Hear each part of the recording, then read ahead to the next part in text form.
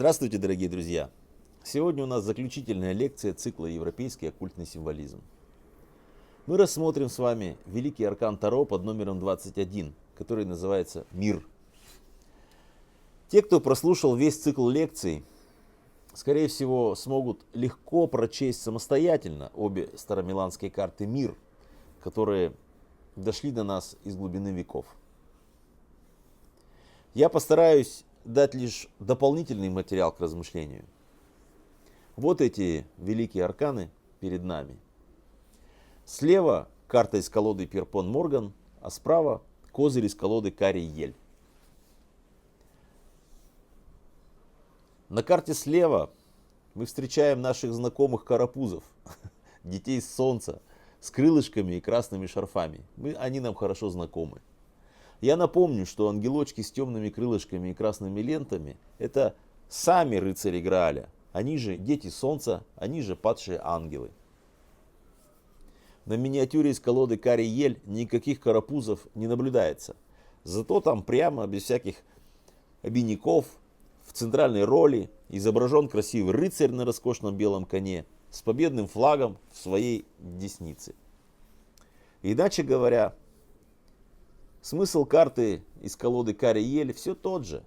И на карте Карий Ель, и на карте Перпон Морган показаны рыцари-тамплиеры, попавшие после страшного суда в лучший из миров. Смысл этой карты в том, что Персивалю на этом этапе его посвящений станет известна концепция вот этого самого лучшего мира, в который души достойных, облачившись в свои физические тела в соответствии с христианской доктриной, попадают для жизни вечной. Идеальный, исправленный мир, который грядет после страшного суда, представлен зрителю в визуальном поле карт будто в иллюминаторе. Он заключен в круг. Это изящное композиционное решение, о котором мы поговорим чуть позже, позволяет художникам подчеркнуть, что грядущее будет не от мира сего, оно будет иным по своей сути. Схожее композиционное решение применил и автор Великого Аркана «Мир» из колоды Чарльза VI. Вот эта миниатюра тоже перед нами. Напомню, что наш Персиваль уже познакомился с концом света. И вместе с ним мы с вами пережили страшный суд. В ходе предыдущей лекции мы уже выяснили, что в парадигме Каббалы страшный суд и конец света — это события, связанные с так называемым Гмар-Тиккун, или окончательным исправлением Вселенной. Гмар-Тиккун, я напомню, то есть окончательное исправление Вселенной, необходимо, поскольку творение было повреждено еще при его создании. Отсюда проистекало несовершенство нашего мира и негативное влияние клипот. Так вот, теперь, когда рыцарь смотрит на Великий Аркан Мир, он видит Вселенную, в которой исправление уже состоялось. Мысленно рыцарь находится за порогом неизведанного. И что же такое этот грядущий новый мир? Как он выглядит? В чем его идея? А вот давайте послушаем об этом ученых Каббалы. Вот как представляют себе мир после его конечного исправления современные каббалисты. Я цитирую далее Михаила Лайтмана.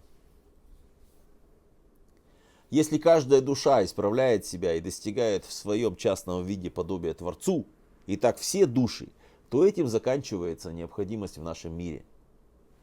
Ведь если наш мир существует только для того, чтобы мы из него, из совершенно оторванного от духовного состояния, родились в духовном и совершили все исправление.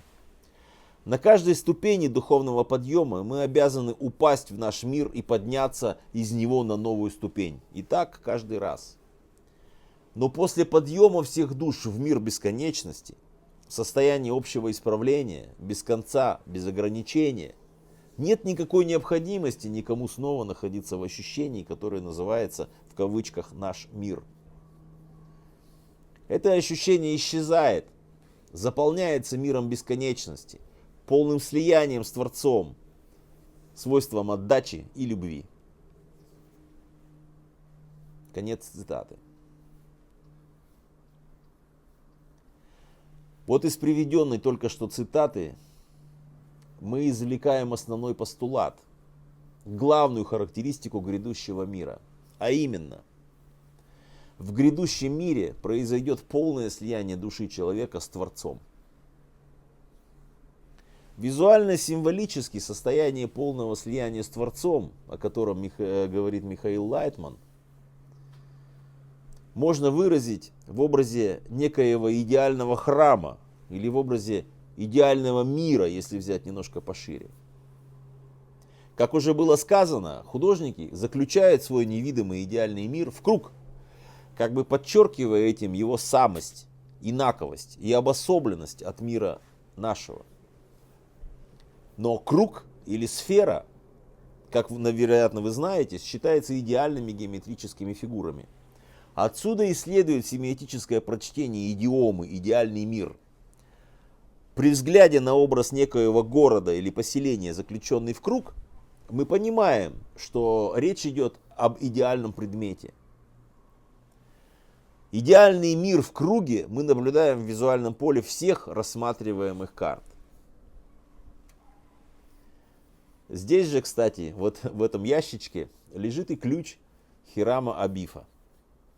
Ключом Хирама я в данном случае называю подсказку к пониманию самой сути масонского храма, который современные нам дети-вдовы неутомимо возводят.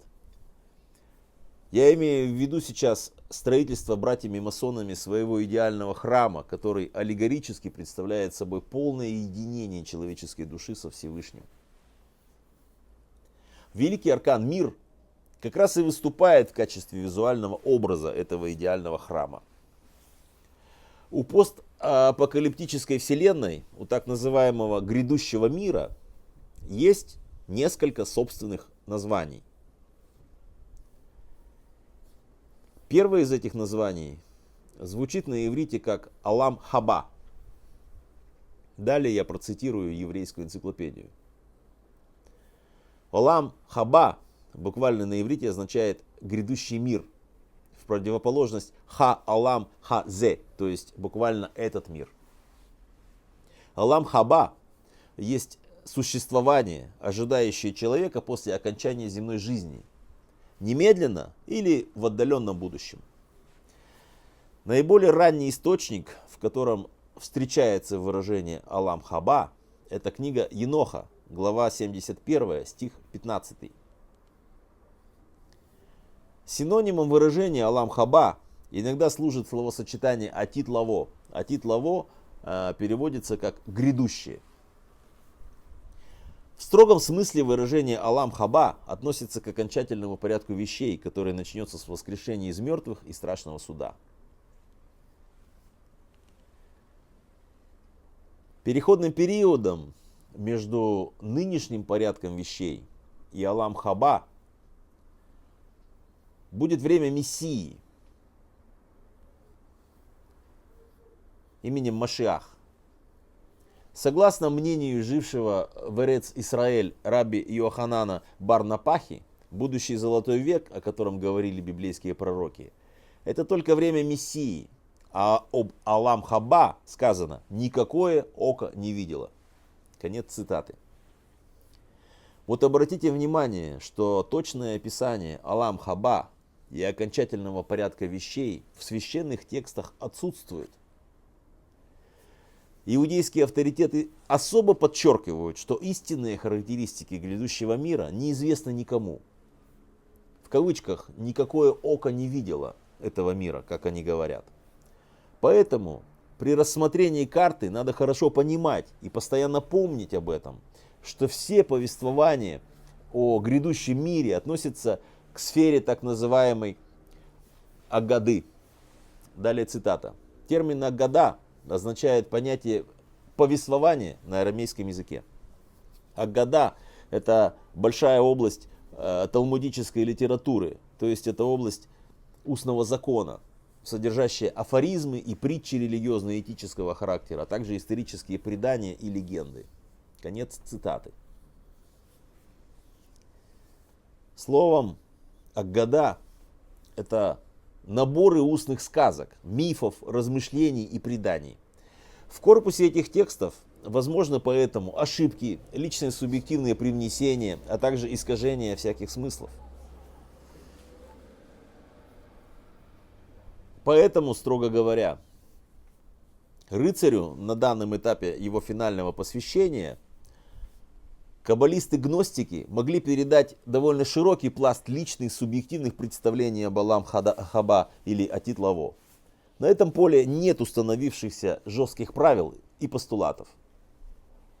И тем не менее, в целом и гностики, и христианские мистики, и каббалисты сходятся в утверждении, что грядущий мир есть в своей сути невыразимое, никем из людей еще не познанное, но совершенно определенное единение с Богом.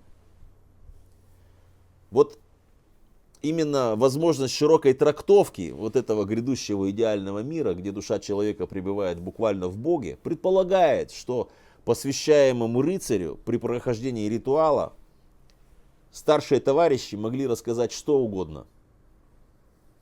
Следовательно, особенность этой карты состоит в том, что никаких визуальных маркеров или ключей к сути этого рассказа мы уже никогда не найдем.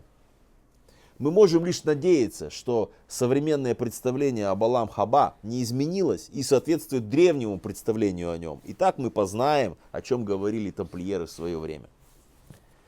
Впервые понятие Алам Хаба встречается в так называемой книге Еноха, а именно в главе 71, в стихе под номером 15. Книга Еноха считается самым известным ветхозаветным апокрифом. Еще иногда произносится Энох через «э». Енох или Энох был сыном Каина. Каин же, в свою очередь, это величайшая фигура в европейском оккультном символизме, и в том числе в символической мифологии масонства. Несколько раз в истории загадочный текст книги Еноха подвергался анафеме и забвению, но вновь и вновь этот текст возрождался, хотя каждый раз он считался утерянным. Сегодня книга Еноха запросто доступна в сети интернет, и никого за ее чтение уже не жгут на кострах инквизиции и не пытают в застенках. Одним из сыновей Еноха был как раз тот самый Мафусаил, если вы вспомните книгу Виктора Олеговича Пелевина «Лампа Мафусаила». Во всяком случае, я рекомендую каждому прочесть книгу Еноха и составить об этом тексте личное субъективное впечатление. Неопределенная каноном трактовка свойств грядущего мира и понятия Алам Хаба предоставила и философу 15 века Марсилио Фичино широкий простор для творчества и своего самовыражения. Его версия великого аркана «Мир» разительно отличается от более древних прототипов карты.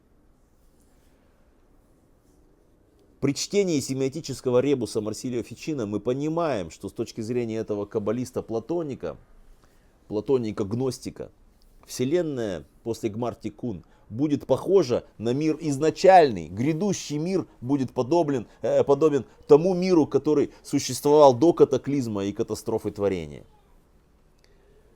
Грядущий мир, по версии Фичино, подобен миру, существовавшему до падения ангелов, если говорить библейским языком. Мир как бы возвращается в ту же самую точку, откуда он вышел, но, возможно, на следующем уровне развития.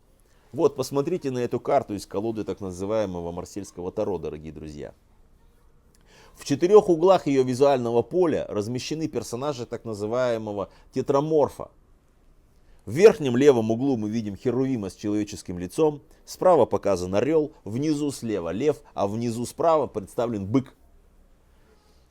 Тетраморф — это 4 животных, описанных ветхозаветным пророком Иезекиилем по итогам своего знаменитого видения. Далее я процитирую. «Подобие лиц их, лице человека и лице льва с правой стороны у всех их 4, а с левой стороны лице тельца у всех 4 и лице орла у всех 4. И лица их, и крылья их сверху были разделены, но у каждого 2 крыла соприкасались одно к другому, а 2 покрывали тела их. На земле подле этих животных по одному колесу перед 4 лицами их. А ободья их, высокие и страшные были они. Ободья их у всех четырех вокруг полны были глаз. Конец цитаты. Позднее, с приходом и развитием христианства, лев из числа персонажей тетраморфа стал ассоциироваться с евангелистом Марком. Образ человека из видения Иезекииля традиция связала с евангелистом Матфеем. Бык стал ассоциироваться с евангелистом Лукой, а орла христианские богословы приспособили к Иоанну. Затем, видимо, осознав опасность гностических ересей, христианская церковь запретила соотносить персонажей тетраморфа с евангелистами. Но изобразительная и мистическая традиция Европы пережила и преодолела этот запрет. Сегодня, например, евангелист Марк в образе льва выступает символом города Венеции, а также вы можете найти его на логотипе страховой компании Generali. Но в нашем случае в визуальном поле великого аркана мира по версии Марсилио Фичино тетраморф все-таки имеет свое первоначальное значение. А именно, тетраморф здесь, в данном контексте, это 4 херувима, охраняющие каббалистическое древо жизни. Херувим и тетраморф размещены в каждом из 4 углов карты. А в центре композиции мы наблюдаем геометрическую фигуру под названием Vesica Piscis. Словосочетание Vesica Piscis на латыни означает рыбный пузырь. Эта геометрическая фигура образуется пересечением 2 кругов с одинаковым радиусом, наложенных так, что центр одного лежит на окружности другого. Эта фигура нам известна, например, по логотипу MasterCard. Далее я цитирую. Vesica Piscis в разные периоды истории была предметом мистических спекуляций. В сакральной геометрии считается основой цветка жизни. Каббалисты считают, что на основе Vesica Piscis построено древо жизни. Конец цитаты. Из приведенной только что цитаты мы узнаем, что Vesica Piscis в символическом плане это синоним каббалистического древа жизни.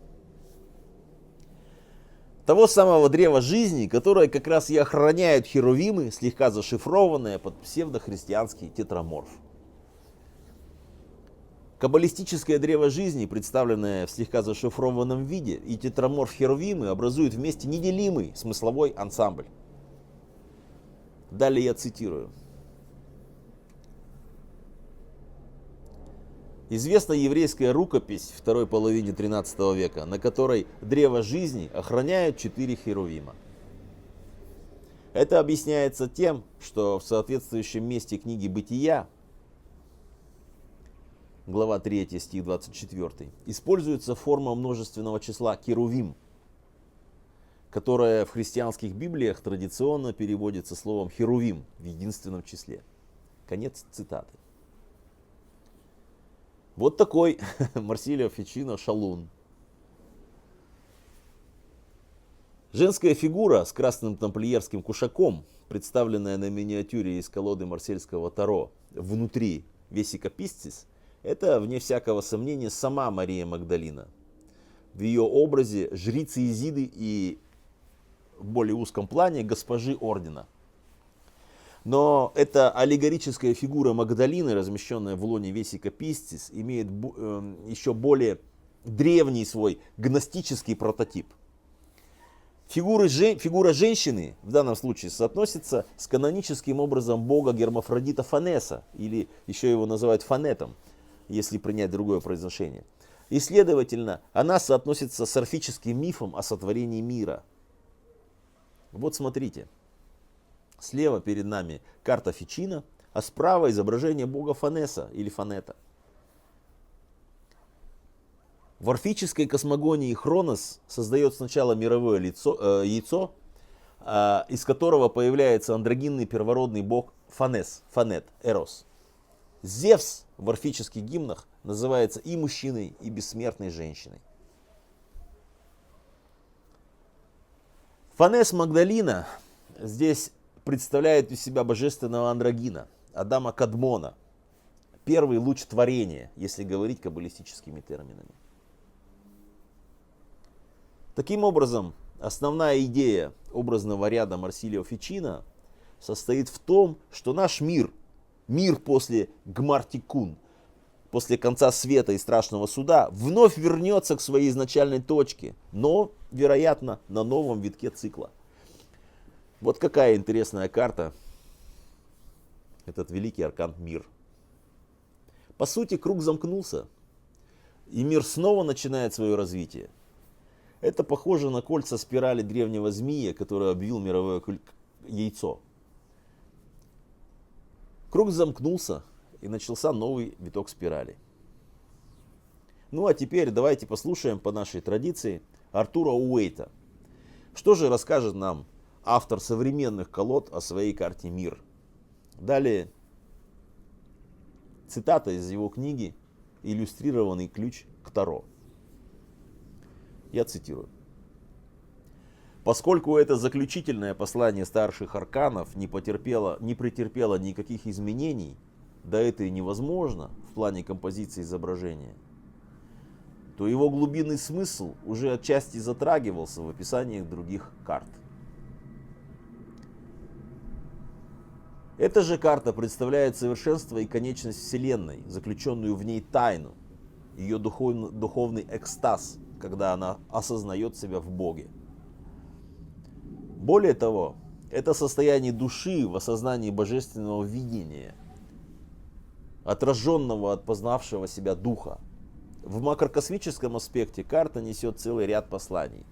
Это, к примеру, состояние воссозданного мира, в котором закон проявления возводится в высочайшую степень природного совершенства. Но в еще большей степени это история прошлого, уносящаяся к тому дню, когда обо всем было сказано. Что это хорошо, когда пели утренние звезды, а все сыны Божьи оглашали мир радостными возгласами. Одно из наихудших толкований карты усматривает в женской фигуре мага, достигшего наивысшей степени посвящения. Согласно другой интерпретации, карта символизирует абсолют, что совсем уже нелепо. Многие считают, что фигура олицетворяет истину, однако правильнее было бы отнести это предположение к 17-й карте. И, наконец, эту карту именуют еще венцом магов. Конец цитаты. Ну что ж, я рад, что в данном случае интуиция хотя бы отчасти не подводит Артура Уэйта, и в целом он кое-что угадал. Пожалуй, на этом пришло время завершить нашу беседу о карте «Мир», завершить наш цикл и квест, связанный с великими арканами Таро. Мне немного грустно, потому что мы вскрыли с вами сундуки с тайнами, которым уже 7 сотен лет. А когда уходят тайны, уходит и детское любопытство, улетучивается драйв познания, детская радость бытия. Вот поэтому я оставляю вдумчивым слушателям ключи для дальнейших самостоятельных исследований.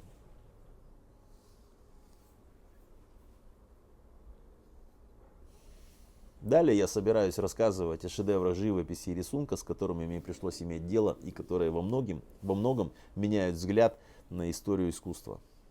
Есть задумка, например, показать отражение и тайнопись некоторых оккультных орденов в изобразительном искусстве прошлых столетий. Сделать это систематически. Ну, на этом я прощаюсь с вами. Надеюсь, что ненадолго. Всего хорошего. До свидания, дорогие друзья.